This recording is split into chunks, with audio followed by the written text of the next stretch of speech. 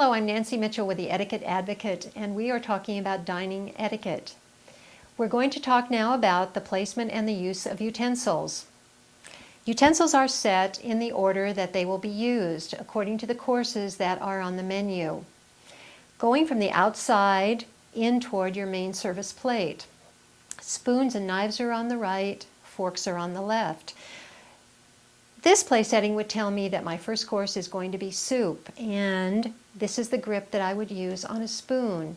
A spoon is held like a pencil. We'll talk in a minute about eating a soup course. There are two grips to remember about using a knife. A knife can be used as a cutting implement, where your index finger is placed on the joint between the handle of the knife and the blade of the knife, and it is used to cut something like meat, the entree, vegetable. A fish fork is the only exception to that rule. If there is a fish knife in your place setting, that knife is held like a pencil. That grip is to ensure that you'll be able to remove bones, skin, whatever is part of your fish course. There are two styles of dining. There is the American style of dining and the European style of dining.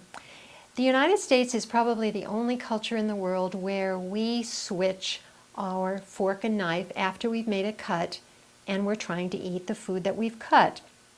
To demonstrate, in the United States, we will hold our knife and fork in this fashion, pivot our wrists, make the cut, place our knife to the top of our plate, switch the fork to our right hand if we're right-handed, and take the bite that we've just cut. And we do this switching back and forth many, many times throughout a meal.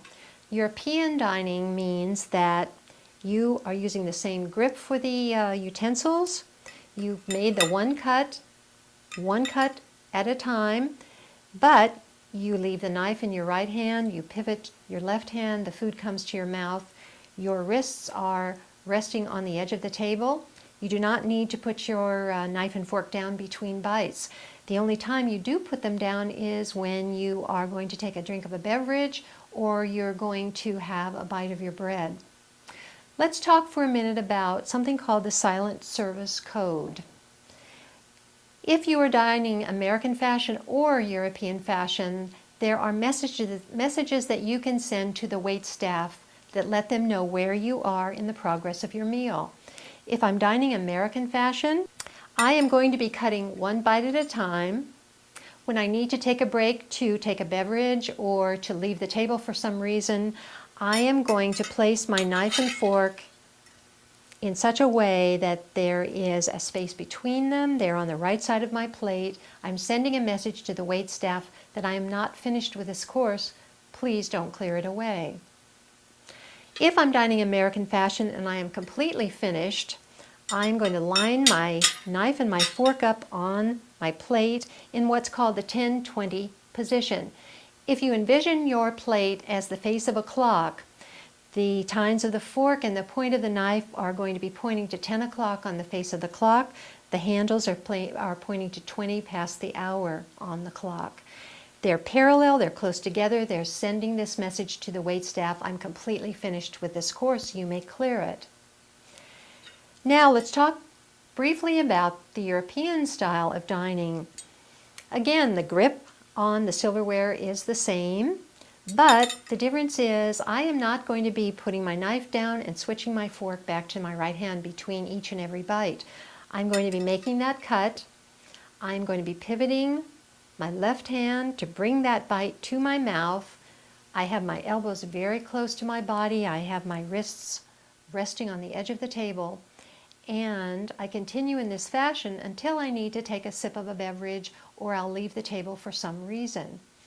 At that point, I'm dining European style. I am going to crisscross my knife and my fork to send again this silent service code to the wait staff that I am not finished with this course, please don't clear it away. When I am completely finished after having dined in the European fashion, again I will use this 10-20 position on the clock, if you will, and I will lay my knife and my fork parallel in that position with the tines of the fork down. This indicates that I've been dining in the continental fashion. We'll next talk about glassware. To watch the other segments in this video series or for how-to videos on almost any other topic, visit monkeyseed.com.